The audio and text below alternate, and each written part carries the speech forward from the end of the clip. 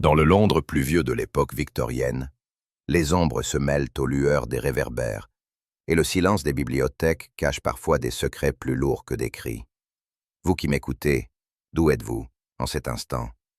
Quelle heure est-il sur l'horloge de votre chambre, de votre salon, ou de votre nuit solitaire? Dites-le-moi en commentaire. Car voici venir une énigme où chaque page arrachée semble murmurer un danger oublié. Écoutez attentivement. Une vérité insoupçonnée s'apprête à surgir entre ces lignes. Il est des jours où Londres semble vouloir peser de tout son poids sur l'âme de ses habitants. Ce matin-là, la pluie tombait sans relâche, drapant la ville d'un voile grisâtre et oppressant. Les gouttes martelaient les vitres de Baker Street avec une monotonie presque hypnotique, tandis que les fiacres roulaient dans la boue, soulevant des éclaboussures qui salissaient les passants. Je regardais ce spectacle depuis notre fenêtre, songeant combien la capitale pouvait paraître lugubre lorsque le ciel refusait d'accorder ne fût-ce qu'un ray de lumière. À mes yeux, ces journées de pluie prolongée annonçaient toujours quelque événement singulier, comme si la ville, lassée de son inertie, préparait dans son ombre quelque drame mystérieux. Je ne me doutais pas alors combien cette impression devait se révéler prophétique. Londres, avec ses faubourgs noyés de brume et ses cheminées fumantes, allait bientôt livrer à Holmes et à moi une énigme digne des annales les plus étranges de notre carrière commune. Le 221B Baker Street baignait ce jour-là dans un calme rare. Holmes, étendu dans son fauteuil favori, fixait le plafond d'un regard absent, tirant de temps à autre sur sa longue pipe. L'odeur de tabac se mêlait à celle du bois humide, apporté par le feu qui brûlait dans la cheminée. Pour ma part, je m'étais plongé dans la lecture de notes anciennes relatant nos précédentes enquêtes, songeant à la diversité presque infinie des affaires où mon ami avait exercé ses talents. Il me sembla que Holmes, malgré son immobilité, n'était pas oisif. Balbutia-t-il. Je vous prie de m'excuser cette intrusion, mais l'affaire est d'une urgence extrême. Holmes se redressa immédiatement, ses yeux brillants d'intérêt. L'intrus n'était pas un vagabond, mais un homme d'étude. Le col de son veston portait encore la marque d'une craie fine, et ses mains tremblaient, tachées d'encre. « Calmez-vous, monsieur », dit Holmes avec ce ton calme et glacé qui rassure autant qu'il intimide. « Asseyez-vous et reprenez haleine. Vous êtes venu d'Oxford, n'est-ce pas ?» L'homme hocha la tête, stupéfait de voir son identité déjà devinée. Notre visiteur, qui se présenta comme un érudit attaché à la bibliothèque bodléienne d'Oxford, prit quelques instants pour retrouver son souffle avant de livrer son récit. D'une voix encore tremblante, il nous expliqua que la veille, un manuscrit d'une valeur inestimable, datant du XIIe siècle, avait disparu. Il s'agissait d'un texte médiéval relatif aux croisades, jalousement gardé dans une salle réservée aux chercheurs accrédités. Le plus étrange, poursuivit-il, est que la porte et les fenêtres étaient intactes. Nulle trace d'effraction n'a été constatée. Le volume reposait sur son pupitre attitré, et pourtant, il n'y est plus. « Watson », me dis-je intérieurement, voici encore un cas où le vol s'apparente à une énigme close, une sorte de tour de magie intellectuelle. Mais le récit ne s'arrêtait pas là. Quant au gardien, ajouta l'homme, nous l'avons retrouvé étendu sur le sol, inconscient. Lorsqu'il reprit connaissance, il affirma avoir entendu juste avant de s'évanouir un bruit étrange, semblable à un froissement de soie, et plus rien. L'érudit leva les yeux vers Holmes, espérant trouver dans son regard la promesse d'une solution. La stupeur et la terreur se mêlaient à son désarroi. Je savais déjà que mon ami, loin d'être effrayé, savourait intérieurement la perspective d'un défi à sa mesure. Holmes s'était penché vers notre visiteur, scrutant son visage avec une minutie presque gênante. Il ne se contentait pas d'écouter. Ses yeux passaient de la chevelure encore humide au rougissant. L'homme se tortilla, avouant à demi-mot qu'il avait apporté avec lui un relevé précis des inventaires de la salle. Holmes eut un sourire fin. « Très bien, monsieur. Sachez que je n'ai pas besoin d'entendre 1000 détails pour reconnaître la gravité de l'affaire. Le fait que l'on ait laissé intacte toute la pièce, sauf le manuscrit, prouve que l'auteur connaissait exactement ce qu'il cherchait. » Je notais, non sans un frisson, l'éclat glacé dans le regard de mon ami. Le prédateur intellectuel avait flairé sa proie. Holmes se leva brusquement, jetant sa pipe sur la table avec une détermination qui ne laissait place à aucun doute. « Watson, dit-il, faites préparer vos affaires. Nous partons immédiatement pour Oxford. Le temps joue contre nous, et chaque heure perdue risque de compromettre la vérité. Je connaissais trop bien ce ton pour discuter. L'érudit, soulagé, joignit les mains comme si l'espoir venait de renaître. Quant à moi, je ressentis déjà ce frisson particulier qui précède nos aventures, un mélange de crainte et d'exaltation. J'ignorais encore ce que nous allions découvrir dans les vénérables cloîtres d'Oxford, mais je pressentais que cette enquête dépasserait de beaucoup l'affaire d'un simple vol. Un vent glacial nous accueillit lorsque nous descendîmes du fiacre à la gare de Paddington. Le pavé humide brillait sous les réverbères, et la foule affairée se pressait entre les wagons et les porteurs, chacun s'activant malgré la morsure du froid. Je tirai mon manteau plus étroitement autour de moi, regrettant de n'avoir pas pris une écharpe plus épaisse. À mes côtés, Holmes, impassible comme toujours, marchait d'un pas égal, sans prêter attention ni au tumulte ni au bourrasque. Notre compagnon d'Oxford, encore nerveux, portait son sac de cuir contre sa poitrine, comme s'il contenait le dernier vestige de la civilisation. Il regardait autour de lui avec une inquiétude croissante, tel un homme craignant qu'on ne l'ait suivi jusque-là. Je lui offris un mot rassurant, mais mon intervention parut bien faible à côté du calme souverain de Holmes. Une posture qui aurait semblé distraite à quiconque ne le connaissait pas. Je savais pourtant que mon ami observait chacun des gestes de notre compagnon, tout en conservant ce masque impassible qui faisait sa force. Quant à moi, je tentais de rompre le silence en évoquant le confort relatif du voyage, mais mes paroles se perdirent rapidement dans l'épaisseur de l'air. Je sentais, sans pouvoir l'expliquer, que quelque chose d'invisible se jouait déjà sous mes yeux. Il y a chez Holmes une qualité presque déconcertante, la faculté d'examiner autrui sans que celui-ci s'en aperçoive. Tandis que notre compagnon tournait nerveusement les pages de son journal, Holmes laissait ses yeux errer avec une fausse nonchalance. Mais je vis, à un léger froncement de sourcils, qu'il notait chaque détail. Vous avez parcouru avec plus d'attention l'avis de décès que les articles politiques, lança-t-il soudain. Peut-être craignez-vous que certains noms n'y figurent. L'érudit sursauta, le regard éperdu. Monsieur Holmes, je n'ai fait que lire machinalement. Machinalement, reprit mon ami avec ironie. Alors, pourquoi répéter 3 fois le même paragraphe? Le malheureux devint cramoisi et replia vivement son journal. J'étais partagé entre la curiosité et le malaise. Quelle importance pouvait bien avoir un banal encart funéraire dans une affaire de manuscrits volés? Holmes, lui, se contenta d'un sourire énigmatique et reprit son air absent, comme si tout cela n'avait été qu'une boutade. Mais je savais qu'il n'en était rien. Ce détail, insignifiant pour le commun des mortels, devait nourrir déjà dans son esprit une piste qu'il n'était pas prêt à partager. Le roulement régulier du train finit par me plonger dans une sorte de rêverie. Par la vitre, j'apercevais les champs enneigés, les haies nues et les villages assoupis sous l'hiver.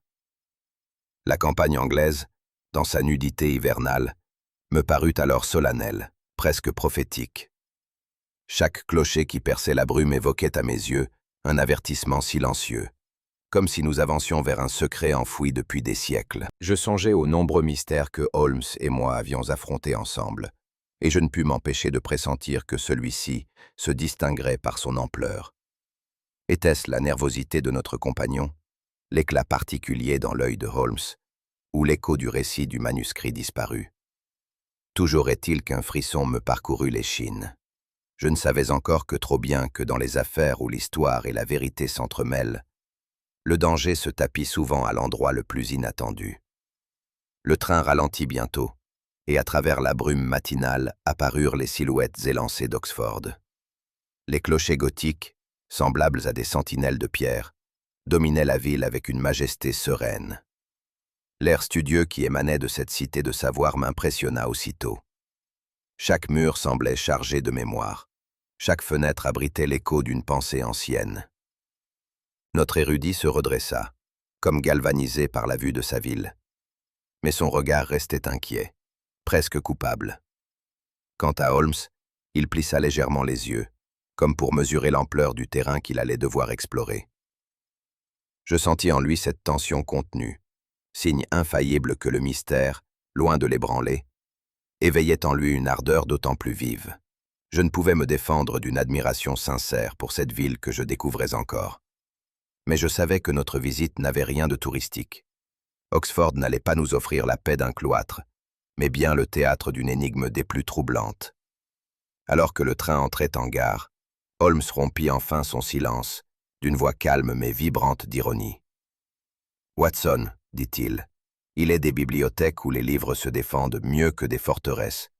Ce qui nous attend ici n'est pas un simple vol, mais une guerre souterraine entre le passé et ceux qui veulent l'effacer. » Je le regardais, déconcerté. Mon ami ne prononçait jamais de telles paroles à la légère. L'érudit, lui, détourna les yeux, comme si cette remarque l'atteignait au plus profond. Je compris alors que nous n'avions encore qu'effet silencieuse, tandis que Holmes, d'un regard rapide mais attentif, jaugeait déjà la disposition des lieux. Notre compagnon d'Oxford marchait devant nous, le pas pressé, mais je percevais dans son attitude un mélange de fierté et d'angoisse.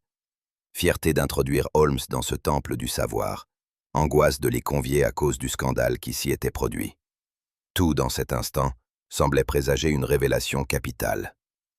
Un homme d'allure sévère s'avança pour nous accueillir. De taille moyenne, vêtu avec une rigueur presque ecclésiastique, il portait sur ses traits marqués l'empreinte de longues années passées au service des livres. Ses yeux brillaient d'une intelligence ardente, mais aussi d'une fatigue que seule l'inquiétude profonde peut engendrer. « Messieurs, dit-il en inclinant la tête, vous arrivez à point nommé. L'affaire nous dépasse, et nous ne pouvions nous permettre de la confier aux mains inhabiles de la police ordinaire. » Holmes le salua sobrement et l'invita à exposer les faits sans délai. L'homme nous guida dans une salle latérale, où un pupitre vide semblait trôner au milieu de l'espace, comme une plaie ouverte. Tout en parlant, sa voix vibrait d'indignation contenue, preuve de l'attachement viscéral qu'il avait pour le manuscrit disparu. Le conservateur leva la main vers le pupitre désert et prononça presque avec solennité. Ce volume, messieurs, était unique en son genre. Rédigé au XIIe siècle, il relatait certains épisodes obscurs des croisades, mêlant récits de bataille et correspondances de chevaliers. Sa valeur historique et morale était telle que nous le considérions comme un trésor national. Je sentis, à travers ces paroles, combien la perte dépassait le simple cadre d'un vol. Il ne s'agissait pas seulement d'une pièce rare, mais d'un témoin précieux de notre passé, dont la disparition risquait d'ouvrir la voie à des spéculations dangereuses. Holmes, jusque-là silencieux, hocha la tête avec gravité. Il ne s'agissait pas pour lui d'une affaire vulgaire de recel ou de cupidité.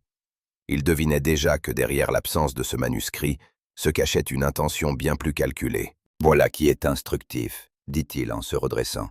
« Le manuscrit n'a pas été emporté par hasard. Celui qui l'a pris savait précisément où il se trouvait, et surtout comment l'atteindre sans troubler l'ordre apparent. Je le suivais dans ses allées et venues, étonné de la rapidité avec laquelle il déduisait de simples absences une série de certitudes. Le conservateur, quant à lui, paraissait encore plus accablé, comme si l'hypothèse d'une trahison interne s'imposait de plus en plus clairement à son esprit. Holmes se contenta d'un léger sourire, signe qu'il n'en dirait pas davantage pour l'instant. Tout à coup, Holmes s'arrêta net devant le pupitre vide. Son regard perçant balaya le sol alentour, puis se fixa sur l'ombre laissée par le bois. « Observez, Watson, » dit-il doucement. « Le pupitre n'est pas exactement à sa place. Voyez la marque plus claire sur le dallage, et cette poussière légèrement déplacée. » Je me penchai et constatai en effet une différence subtile. Le pupitre avait été avancé de quelques centimètres, détail infime que nul autre que Holmes n'aurait remarqué. C'est parfois dans ces déplacements minuscules que se cache la main du coupable, ajouta-t-il. Cela me confirme que la scène n'a pas été improvisée, mais soigneusement orchestrée. Le conservateur, déconcerté, demanda s'il devait en conclure à une complicité interne.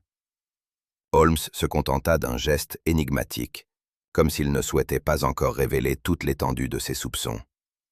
En observant ce pupitre déplacé, je fus pris d'un frisson que je n'aurais su expliquer. L'air même de la salle me paraissait chargé d'une tension invisible, comme si des siècles d'histoire nous observaient en silence. Ce vol n'était pas une simple affaire de cupidité. J'avais la sensation obscure que nous nous trouvions au seuil d'un drame plus profond, où l'orgueil des vivants se mêlait aux ombres du passé. Holmes, quant à lui, demeurait calme. Mais je connaissais son visage. Cette fixité froide annonçait la mise en marche de son esprit le plus redoutable. Je compris que pour lui, ce n'était plus seulement un manuscrit manquant, revivait encore la scène fatale. Je m'assis à son chevet, le prenant presque pour un patient, et je ne pus m'empêcher de songer à ce moment où on l'avait découvert étendu sur le sol de la salle. Sa pâleur avait alors fait craindre une attaque ou un empoisonnement. Aujourd'hui encore, malgré ses efforts pour se redresser, il semblait manquer de force. Holmes, qui l'observait avec une froide attention, n'exprima ni pitié ni indulgence, mais nota chaque geste, chaque tremblement, comme si chacun de ces détails pouvait lui révéler une vérité cachée. Il ne se trompait pas. Le corps d'un homme conserve souvent les traces les plus éloquentes des drames qu'il a subis. Lorsque le gardien eut repris quelque vigueur, Holmes l'invita d'une voix ferme mais polie à raconter ce dont il se souvenait. L'homme, la gorge sèche, parla avec peine. « Je n'ai rien vu, rien sauf ce bruit étrange. Oui, comme un froissement, un chuchotement de tissu, puis une obscurité qui m'a englouti. » Il s'interrompit, pris d'un frisson, comme si cette réminiscence le glaçait encore. « Était-ce un pas ?» demanda Holmes. « Une voix ?»« Non, non, monsieur. Seulement ce froissement. Et aussitôt après, plus rien. » Je le crus sincère, mais son récit me parut bien maigre. Était-ce la mémoire troublée par la frayeur ou une volonté de dissimuler? Je ne pouvais le dire. Pourtant, je remarquai que ses mains tremblaient toujours et que ses yeux cherchaient sans cesse une issue, comme s'il craignait de voir surgir l'ombre de son agresseur. Holmes, impassible, le laissa parler sans le presser, mais je devinai à la contraction de sa bouche qu'il percevait déjà plus que ce qui était dit. Holmes se rapprocha du lit et s'adressa au gardien avec cette voix douce et précise qui lui servait à obtenir les aveux les plus insoupçonnés.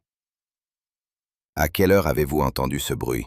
demanda-t-il. « Était-ce avant ou après votre ronde habituelle ?»« Après, monsieur, peu avant minuit. » « Et la salle, était-elle dans son état ordinaire ?» Le gardien, je fus frappé de voir comment mon ami, sans hausser le ton ni accuser directement, parvenait à dépouiller le récit de ses fioritures. Chaque détail, une fois isolé, prenait un relief singulier, et je compris que dans cet apparent chaos, Holmes discernait déjà une logique.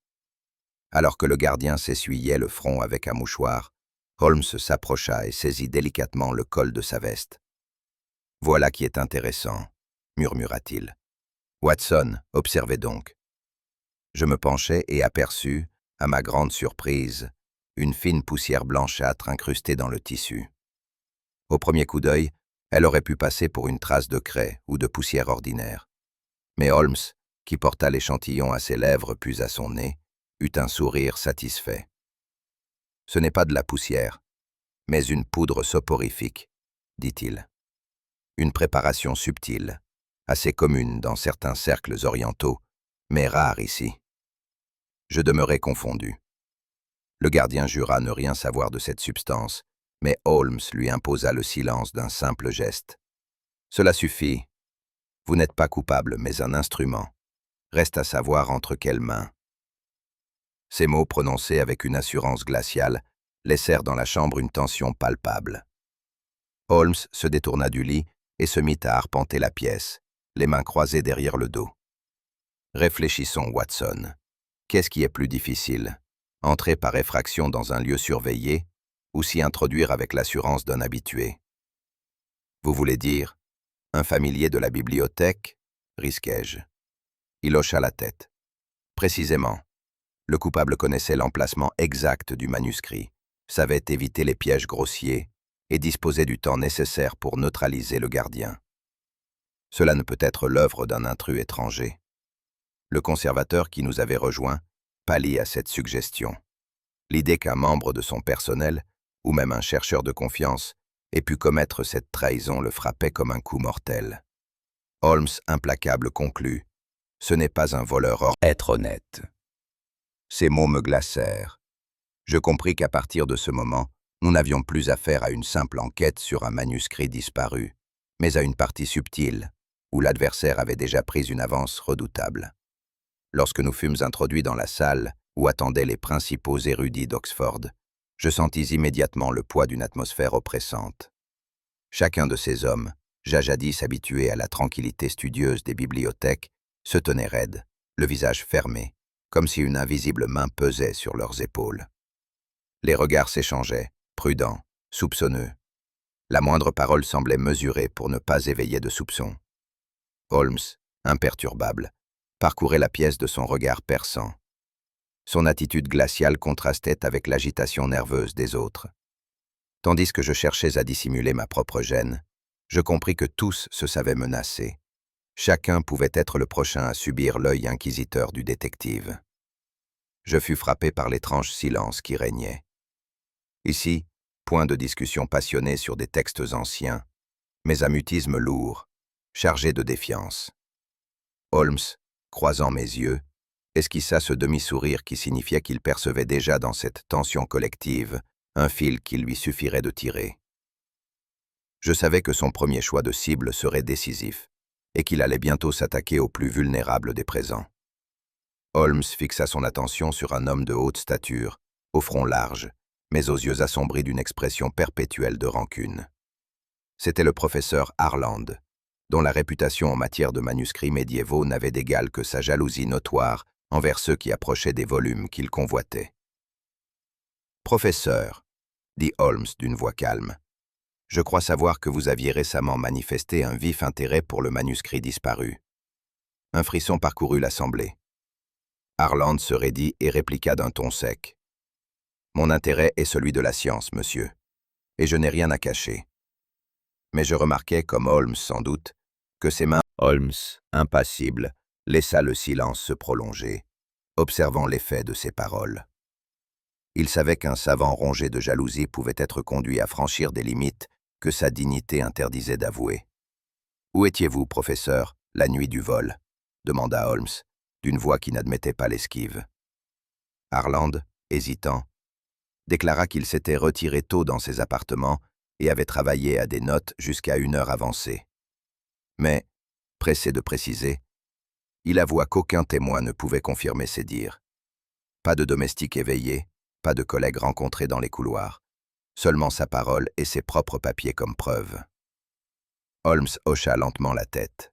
« Voilà qui ressemble moins à un alibi qu'à un isolement volontaire, » observa-t-il. Harland se crispa et protesta avec véhémence, mais ses arguments, plus passionnés que convaincants, me semblèrent révéler davantage ses obsessions que son innocence. Holmes, d'un regard ironique, me glissa presque à mi-voix. « Voyez, Watson, le professeur est peut-être trop avide de manuscrits pour n'en avoir pas rêvé cette nuit-là. Mais rêver et agir sont deux choses distinctes. » Ces mots laissèrent planer une ambiguïté calculée, jetant sur Harland une ombre qui ne se dissiperait pas si facilement.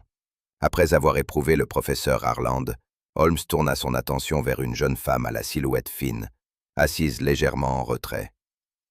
Miss Evers, bibliothécaire érudite, paraissait enveloppée d'une réserve presque austère. Ses mains croisées sur ses genoux ne bougeaient pas, et ses yeux baissés semblaient éviter toute rencontre de regard. Pourtant, il émanait d'elle une force tranquille, comme celle d'un esprit accoutumé à dominer ses émotions.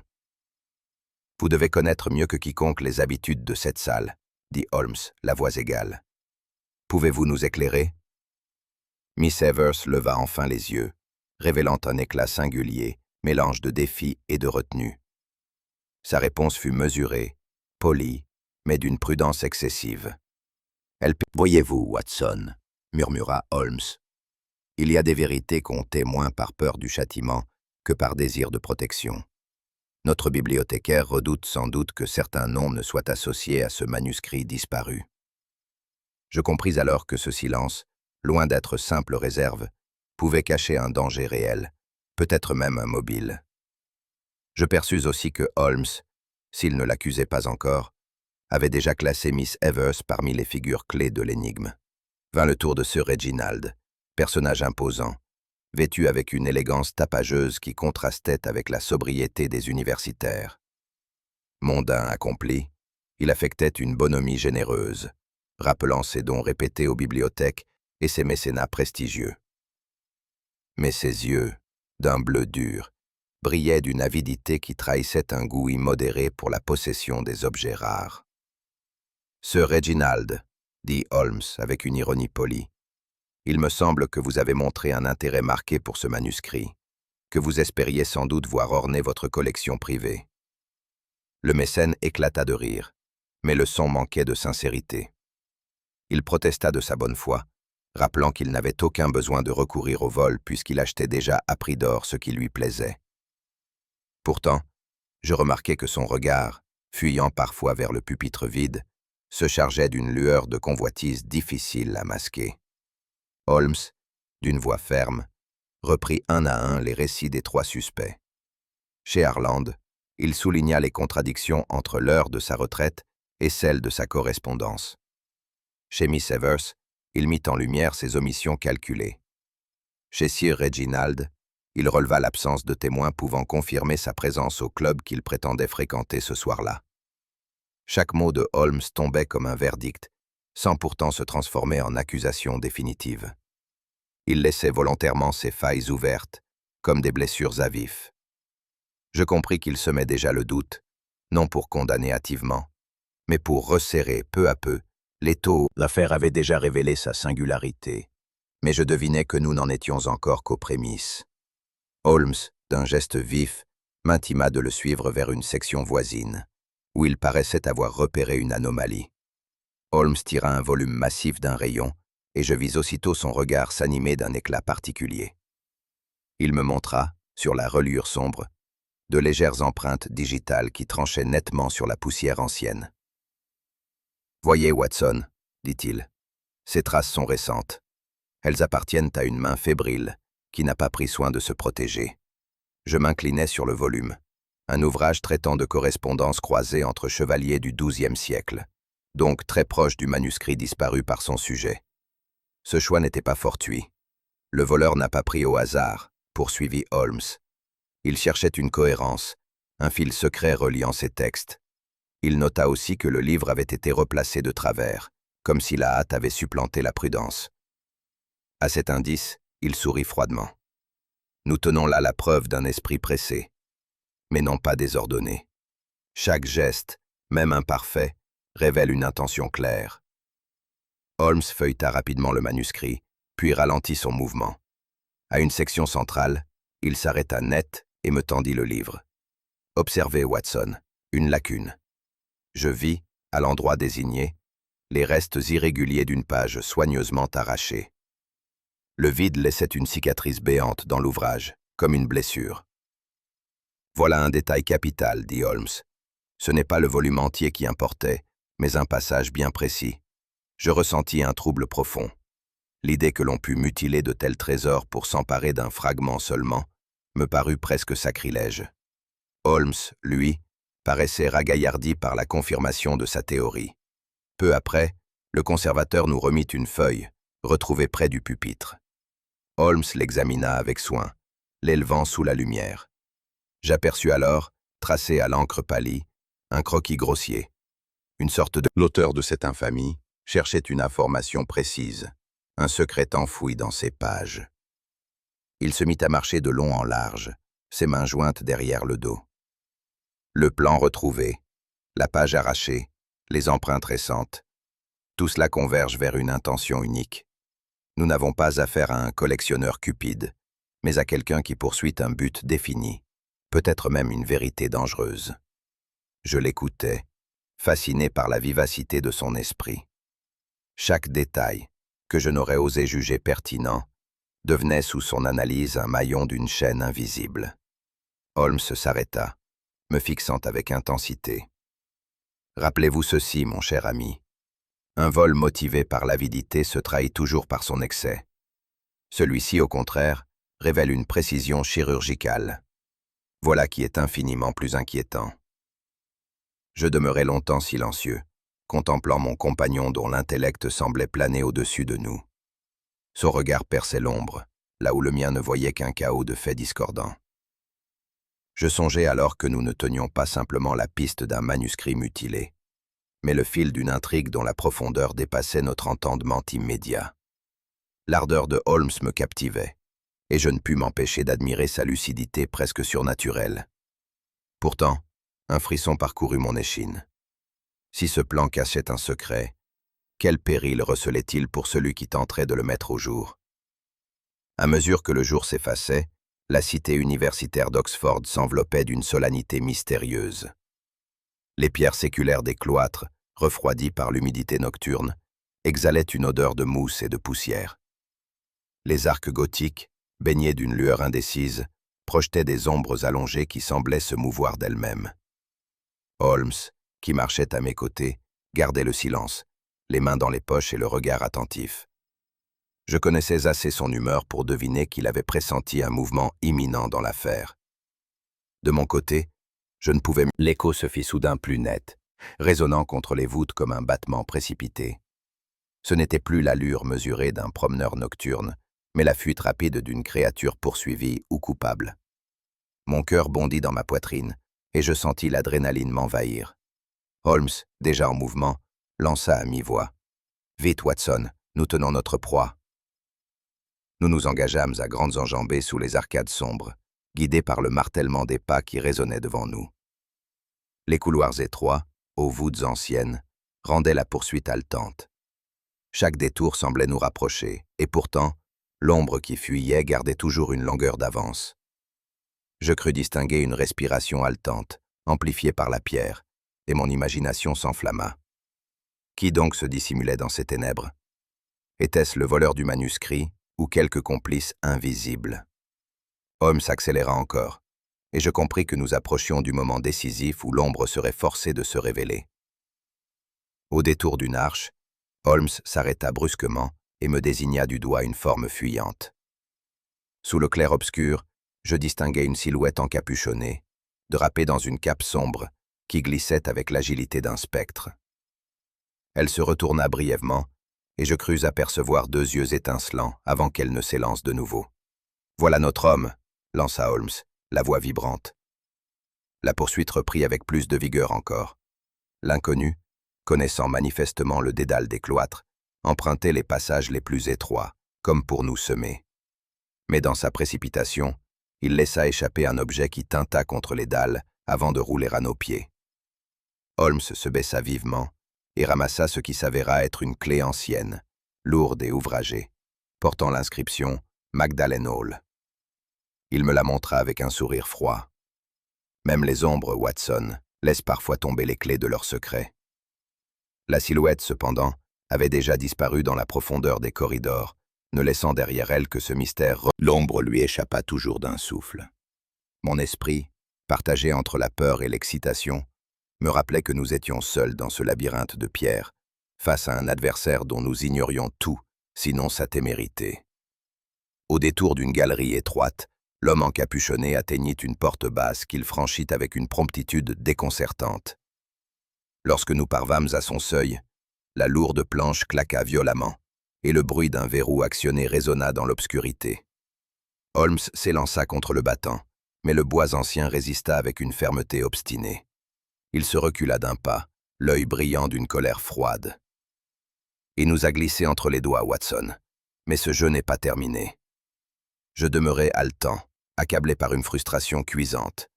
Nous avions touché de près l'inconnu, et le voilà qui se dissipait comme un spectre dans la nuit d'Oxford. Le silence retomba lourdement, rompu seulement par nos respirations heurtées. « Remarquez, » ajouta Holmes en reprenant son calme, « que celui qui fuit si bien ne peut être qu'un adversaire redoutable. Mais toute fuite, aussi habile soit-elle, laisse une empreinte. À nous de la trouver. » Ces paroles, prononcées d'un ton sec, rallumèrent en moi l'étincelle de l'espérance. Holmes s'accroupit aussitôt, scrutant le sol dallé sous la faible clarté. Son œil exercé parcourut chaque fissure, chaque éclat de pierre.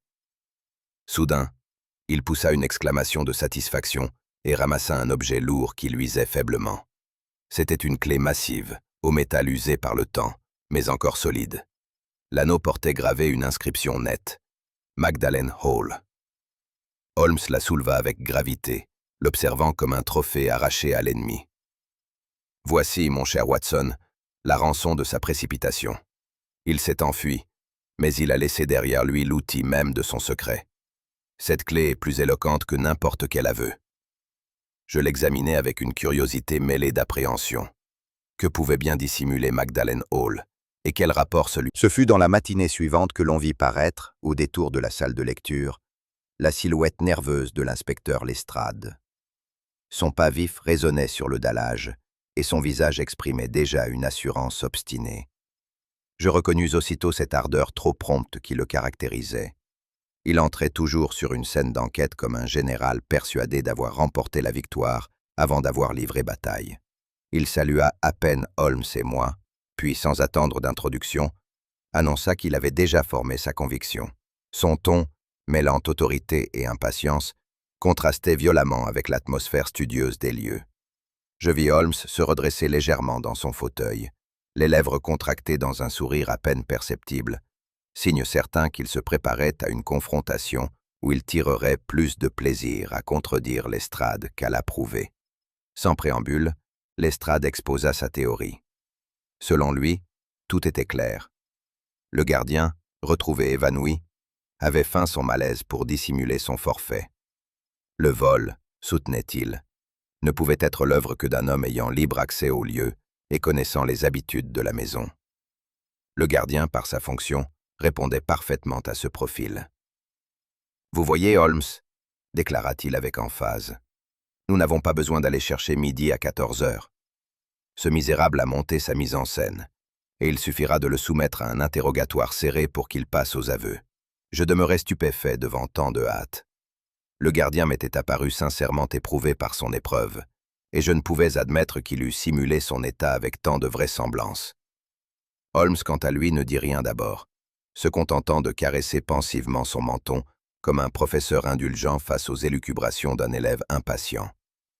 Holmes finit par relever la tête, et son sourire ironique s'élargit.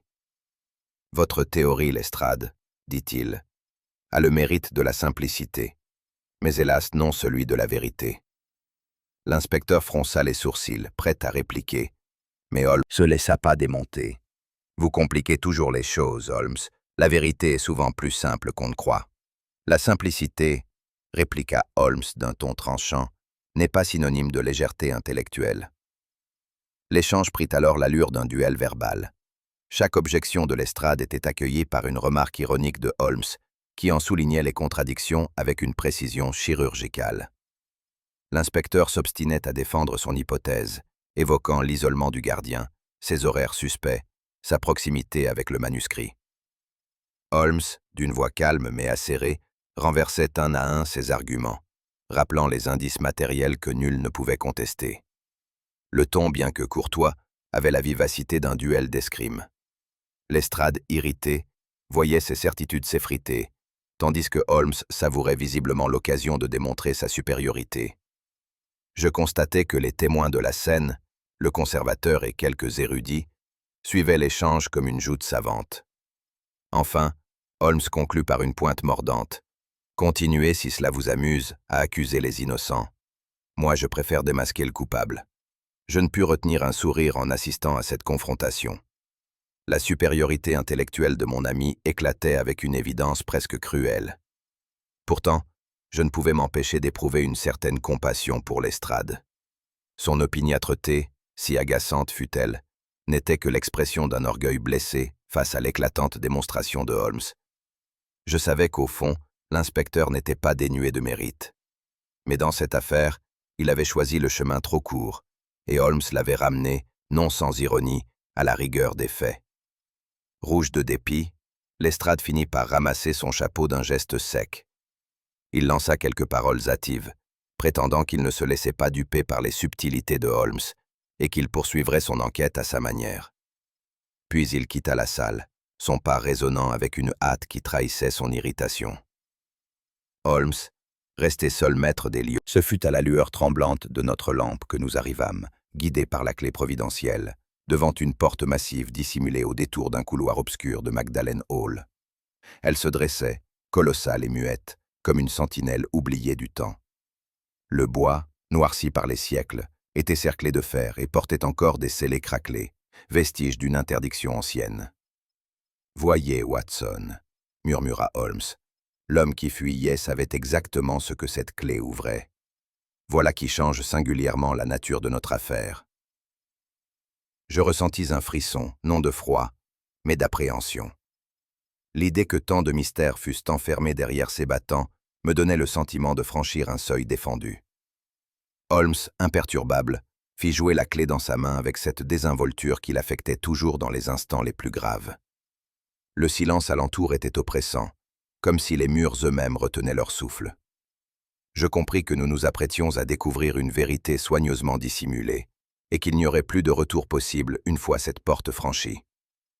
Holmes introduisit la clé dans la serrure, et un grincement sourd s'éleva, si prolongé qu'il me sembla réveiller tout un cortège d'ombres anciennes. Les verrous, lourds et résistants, cédèrent un à un sous la pression exercée. L'air qui s'échappa à l'ouverture était chargé de poussière et d'une odeur de renfermé, comme celui d'un tombeau soudain violé.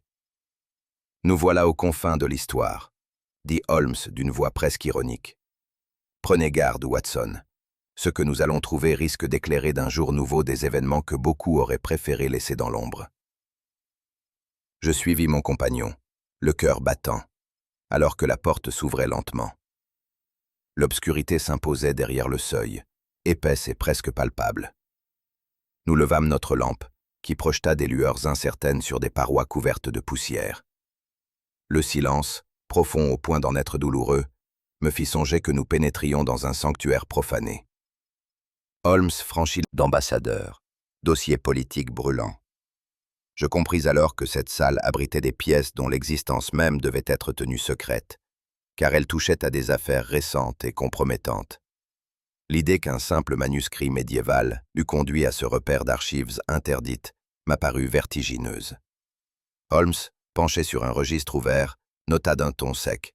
« Vous voyez, Watson, ce n'était pas le manuscrit en tant que relique qu'on convoitait, mais ce qu'il recelait, un passage peut-être, capable d'ébranler plus d'une réputation. » Je restais figé, conscient que nous tenions entre nos mains la clé d'un scandale enfoui sous des siècles d'histoire. Holmes s'était déjà accroupi devant un pupitre poussiéreux où reposaient quelques inventaires manuscrits. Ses doigts fins, effleurant les pages avec la précision d'un chirurgien, firent halte sur une colonne annotée de signes cabalistiques. « Voyez, Watson, » dit-il en désignant une ligne biffée d'un trait hâtif.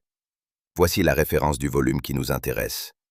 Et remarquez, la mention d'un feuillet détaché, signalé dans les registres secrets, mais absent de tout catalogue officiel. » Je m'approchai et lus à mon tour cette note énigmatique.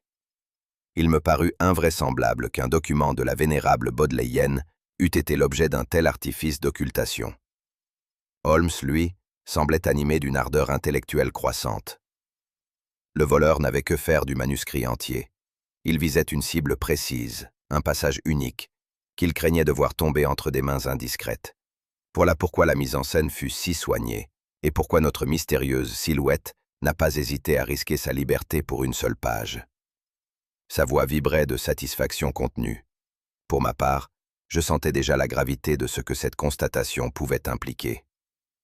Holmes tira d'un dossier voisin une copie grossièrement dissimulée. La feuille jaunie portait, en marge, un commentaire rageusement griffonné par une main ancienne. En déchiffrant à demi-voix, il me fit frissonner. Et le seigneur de haut rang, présent lors de la clarté de la logique holmésienne, ne me laissait aucun doute. Le manuscrit avait été dérobé non pour un gain matériel, mais pour empêcher la révélation d'une tache sur une lignée.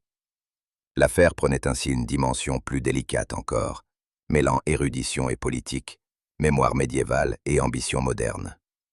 Holmes posa la feuille sur le pupitre, les lèvres pincées, comme s'il avait entrevu la main d'une adversité plus subtile que toutes celles qu'il avait affrontées jusque-là. Je demeurai longtemps silencieux, le regard fixé sur ces caractères anciens dont le poids moral me semblait écrasant. Je pensais à la fragilité de nos certitudes historiques, à ces vérités ensevelies que l'on préfère occulter pour préserver la paix des vivants. Holmes, d'un ton détaché, tira une bouffée de sa pipe et murmura. « L'histoire, mon cher Watson, n'est qu'une succession de récits triés par les vainqueurs. Ce que nous venons de découvrir en est une preuve éclatante. » Je songeais alors à la responsabilité qui nous incombait. Était-il juste de garder le silence, de laisser le nom d'un grand seigneur briller encore, alors que son ombre criminelle demeurait consignée dans ses marges oubliées? Ou bien valait-il mieux protéger la mémoire d'un peuple en évitant de réveiller d'antiques blessures? La perplexité morale qui m'envahit dépassait mes simples compétences de médecin et de chroniqueur. J'eus le sentiment que nous venions de franchir une frontière dangereuse, où la vérité cessait d'être une évidence pour devenir un fardeau. Holmes, observant mon trouble, posa doucement sa main sur mon bras. « Rassurez-vous, Watson, nous trouverons la voie qui concilie justice et prudence. Mais il est certain désormais que notre enquête touche à des forces bien plus redoutables que le simple vol d'un manuscrit. Jamais je n'oublierai l'impression solennelle qui se dégageait de la salle de lecture où Holmes avait convoqué les principaux protagonistes de l'affaire. Les lourdes voûtes gothiques semblaient peser sur chacun d'eux, comme si les pierres elles-mêmes jugeaient leurs pensées secrètes. Le silence était presque religieux. Seulement troublé par le crépitement discret d'un feu mourant intérieur, je sentais monter une tension étrange, presque théâtrale. Chacun d'entre eux pressentait qu'un masque allait tomber, et que nul ne sortirait de cette salle sans être marqué d'une vérité nouvelle. Holmes prit enfin la parole, et sa voix, claire et mesurée, résonna dans l'immense salle comme le coup d'un marteau de juge. « Messieurs, mademoiselle, dit-il, nous voici réunis pour dissiper les ombres qui entourent la disparition du manuscrit. Permettez que je reprenne les faits tels que je les ai constatés. » Il déroula alors, avec une logique implacable, chaque étape de l'enquête. Le gardien retrouvé inconscient, la poudre soporifique sur son col, les pas résonnant dans les cloîtres, puis la découverte de la clé menant aux archives interdites. Chaque élément, replacé dans son ordre naturel, formait une chaîne lumineuse où aucune faille ne paraissait subsister. Je regardais tour à tour nos auditeurs. Harland fronçait les sourcils, partagé entre irritation et crainte. Sir Reginald se dandinait sur sa chaise, agacé par la précision de cette démonstration. Miss Evers, quant à elle, ne leva pas les yeux. Ses mains jointes sur ses genoux tremblaient légèrement. Holmes poursuivait avec la froide passion d'un mathématicien. L'astuce du coupable fut d'exploiter les faiblesses de chacun, comptant sur la jalousie d'un savant, l'avidité d'un mécène et l'inertie d'un gardien. Mais la vérité, mes chers amis, ne se laisse pas si aisément travestir. Holmes fit une pause, alluma tranquillement sa pipe et reprit d'un ton presque ironique. Le professeur Harland, jaloux notoire, n'a cessé de nourrir l'ombre d'un soupçon sur sa propre personne. Mais son orgueil, s'il est insupportable, n'a rien de criminel. Son alibi, quoique fragile, se trouva confirmé par l'heure à laquelle il consulta un autre manuscrit, en présence d'un étudiant. Harland, visiblement soulagé, esquissa un sourire amer. Holmes poursuivit sans lui laisser le temps de savourer cette rémission. Sir Reginald, quant à lui, se montra. Je perçus un frisson parcourir la salle. Tous attendaient le nom que Holmes allait prononcer, comme si chaque battement de l'horloge rapprochait l'instant fatidique. Holmes se redressa, planta son regard vers le coin le plus obscur de la pièce, et dit d'une voix calme mais tranchante. « La coupable n'est autre que vous, Miss Evers. » Un souffle d'étonnement parcourut l'assemblée. La jeune femme leva enfin les yeux, et son visage, d'ordinaire impassible, se teinta d'une pâleur mortelle. « Vous seul, » continua Holmes, « aviez à la fois l'accès discret au rayonnage, la connaissance intime des inventaires secrets et le motif impérieux de protéger l'honneur d'une famille. Car le passage arraché ne visait pas la gloire académique ni l'avidité mondaine, mais la sauvegarde d'un nom ancestral lié aux croisades. » Miss Evers porta ses mains à ses lèvres, comme pour retenir une confession involontaire. Holmes ajouta, plus doux. « Je ne doute pas que votre geste fût dicté par la loyauté et non par le profit. Mais la vérité, même dissimulée sous le manteau de la vertu, reste une vérité. » Le silence qui suivit fut d'une intensité presque insupportable. J'aperçus les regards indignés du professeur et de Sir Reginald, la fierté glaciale de Holmes et le trouble immense de la bibliothécaire, figée sous le poids d'une révélation qu'elle ne pouvait plus nier. Je sentis alors que l'affaire, loin de toucher à son terme, venait d'ouvrir un abîme moral où nous allions tous être entraînés. Un silence épais régnait dans la salle de lecture, si bien que l'on aurait entendu le bruissement d'une plume tombée sur le sol. Holmes, debout face à l'assemblée, promena un regard froid et assuré sur Miss Evers, dont les mains se crispèrent imperceptiblement sur les plis de sa robe sombre. Sa voix s'éleva alors, nette et implacable. « Mesdames et messieurs, le geste de cette femme n'était pas motivé par l'avidité, ni par un goût du secret démesuré. C'est la flamme de l'honneur familial qui l'a conduite à cette extrémité. » Il expliqua que le passage compromettant du manuscrit Ma part, je ressentis cette subtile frontière où la faute devient presque un sacrifice. Holmes ne laissa pas le temps au murmure de s'élever. « Reste à comprendre, dit-il, comment elle neutralisa l'obstacle le plus évident, le gardien. » Il marqua une pause, puis désigna le col de l'uniforme encore suspendu à une chaise voisine, qu'on avait laissée là pour l'examen. Sur ce tissu subsistait une fine poussière blanchâtre, une poudre soporifique, discrète mais redoutablement efficace. Le récit devint plus précis, presque chirurgical. La bibliothécaire, familière des habitudes du vieil homme, avait profité d'une tasse de thé offerte dans un geste de routine pour y déposer la substance. Quelques instants plus tard, le gardien, troublé par une étrange torpeur, s'était effondré, incapable de donner l'alarme. Un plan simple, presque trop simple, dit Holmes avec une pointe d'ironie.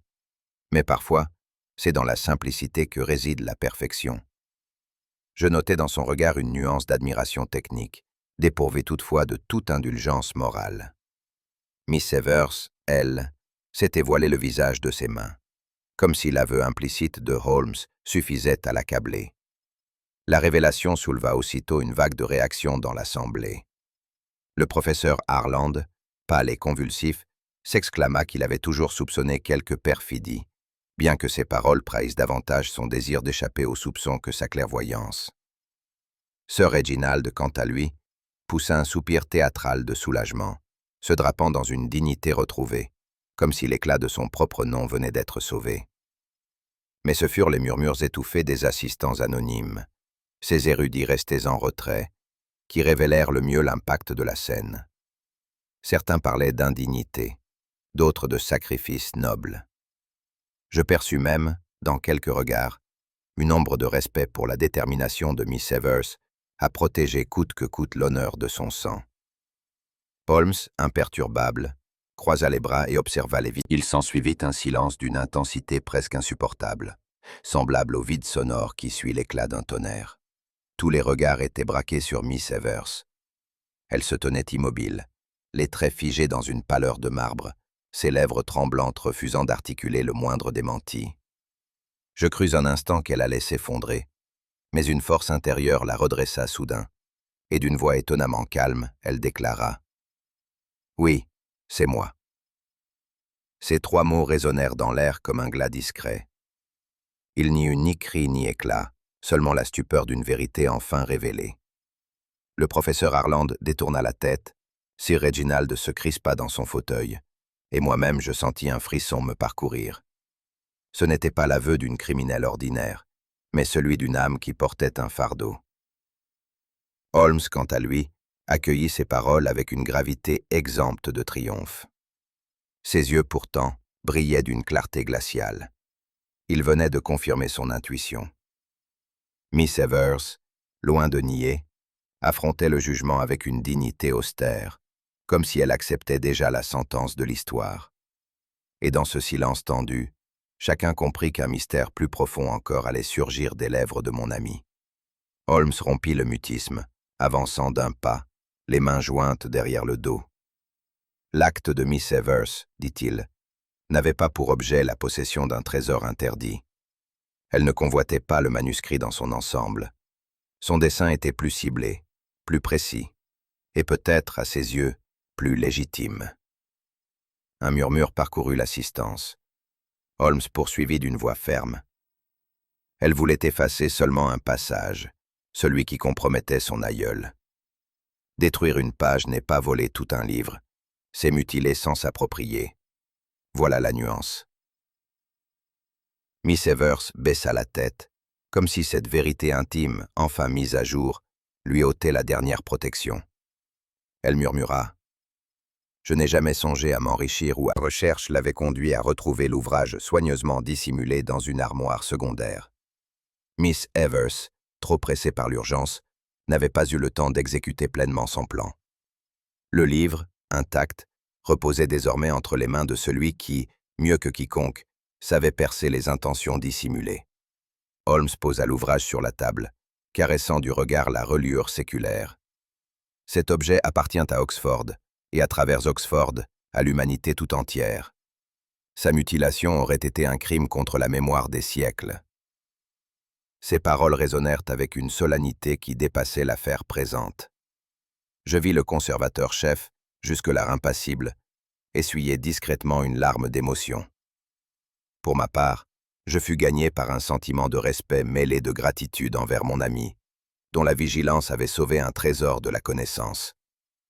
Le contraste entre la noblesse de ce geste et l'acte désespéré de Miss Evers me frappa profondément. Quand vint son tour de parler, Miss Evers releva lentement la tête. Sa voix, faible mais ferme, s'éleva dans le silence pesant. Vous ne pouvez comprendre ce que signifie voir son nom, celui de ses ancêtres, traîné dans la boue des siècles. J'ai consacré ma vie à la garde de la vérité écrite. Mais quand cette vérité devient un poignard qui vise votre propre chair, que reste-t-il sinon l'arracher? Ces paroles, loin d'être une défense habile, sonnaient comme une confession empreinte de désespoir. Elle évoqua l'histoire de sa famille, les sacrifices consentis, l'honneur transmis comme un héritage fragile. Elle parla de son ancêtre accusé de trahison durant les croisades, un acte qui, s'il venait à être prouvé, ruinerait à jamais la mémoire des siens. Je fus bouleversé par cette sincérité nue, bien qu'elle ne pût atténuer la gravité de son geste. Holmes l'écouta en silence, sans l'interrompre, ses yeux fixés sur elle avec une intensité presque compatissante. Puis, lorsqu'elle se tut, il déclara simplement « Vous avez choisi le mensonge pour protéger un nom. Mais la vérité… » Ces mots retentirent comme une sentence morale, que Miss Evers accueillit sans réplique. Elle s'inclina légèrement, comme une coupable résignée à son destin. Je dois avouer que ce moment me plongea dans une réflexion profonde. Tandis que je regardais ce manuscrit sauvé de la destruction, je compris combien fragile est la vérité historique.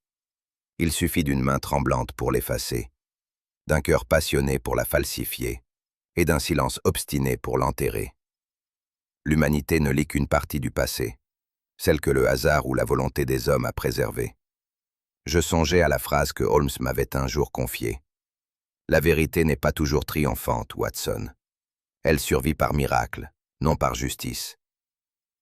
Ces mots me revinrent comme un écho tandis que Miss Evers, assise, semblait déjà appartenir à une tragédie plus vaste que sa propre vie. Holmes, par son esprit inflexible, avait empêché qu'un fragment du passé ne disparût dans l'oubli volontaire. Mais je me demandais si la préservation de la vérité n'entraînait pas parfois une douleur plus vive que le mensonge.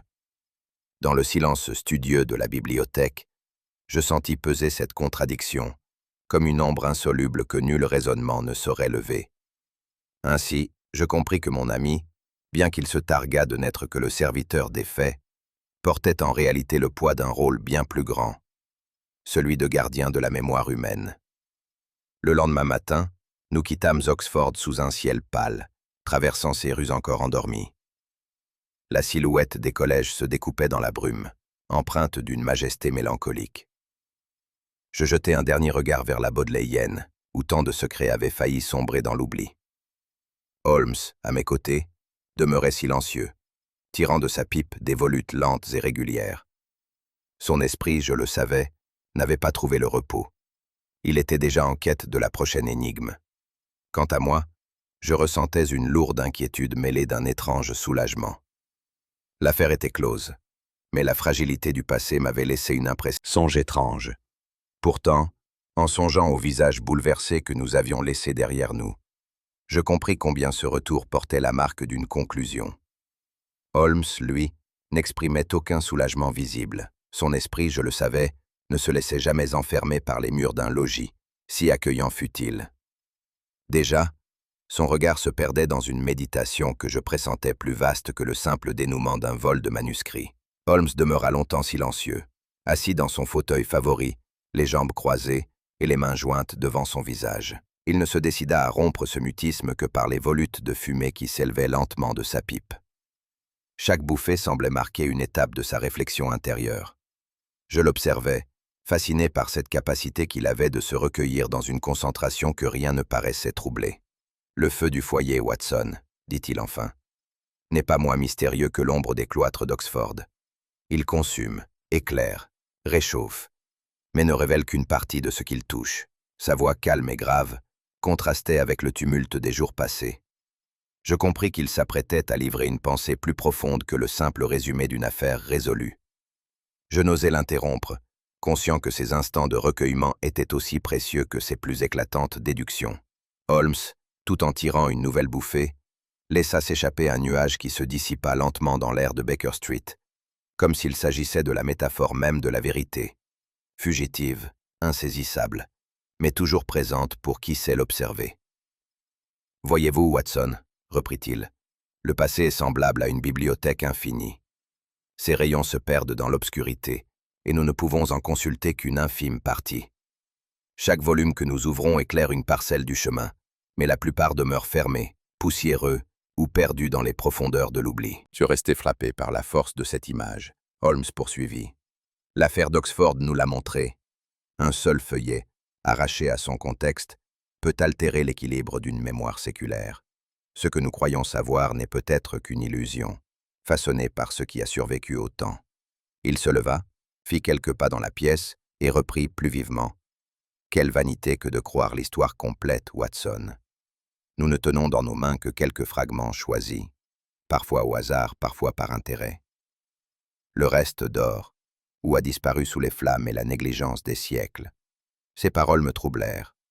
J'avais toujours considéré les faits historiques comme une matière stable et sûre. Holmes me montrait à quel point cette croyance pouvait être naïve.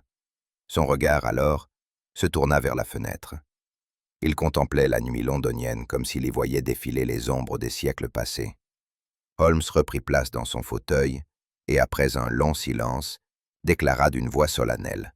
« Si le passé n'est qu'une bibliothèque inachevée, il est de notre devoir de protéger chaque volume, chaque fragment, même ceux qui paraissent dangereux. Car la vérité, Watson, ne nous appartient pas. Elle est le patrimoine de l'humanité. » Je fus frappé par la conviction qui animait ces paroles. « Songez, » ajouta-t-il, « à ce que Miss Evers tenta de faire. Elle voulut, par amour du nom familial, arracher une page compromettante. Peut-être son intention fut-elle dictée par la loyauté, mais son acte eût été un crime contre la mémoire collective. » Il tira une bouffée plus lente et ajouta « La vérité, fût-elle cruelle, est plus précieuse que l'honneur d'une seule lignée. Car si l'on commence à dissimuler, à mutiler, à choisir ce qui doit survivre, alors toute l'histoire devient mensonge. » Ces mots empreints d'une gravité morale m'impressionnèrent plus encore que ses déductions les plus brillantes. Je compris alors que mon ami, souvent perçu comme un logicien glacé, portait en réalité un sens aigu de la responsabilité humaine. Son génie ne se limitait pas à résoudre des énigmes intellectuelles. Pourtant, je ne pus m'empêcher d'admirer sa grandeur.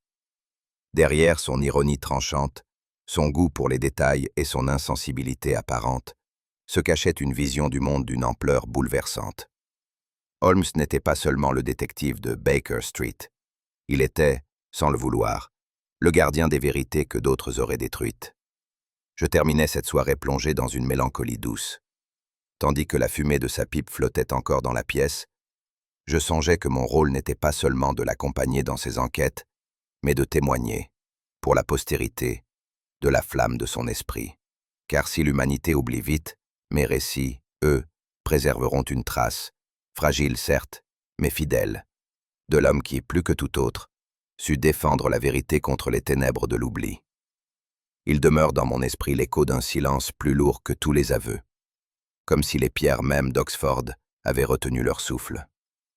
Holmes, dans ses raisonnements limpides, a dissipé l'ombre des faits. Mais il reste toujours une part de mystère, un frisson que la logique ne parvient pas à éteindre. Ce détail, à peine perceptible, m'accompagne encore, comme une page manquante qui ne sera jamais retrouvée. Et vous, croyez-vous que Miss Evers fut guidée par l'honneur, ou par une peur plus profonde encore? Dites-le-moi en commentaire. Si ce récit vous a touché, laissez une trace de votre passage. Un like discret. Un mot en commentaire. Un partage avec ceux qui aiment le mystère.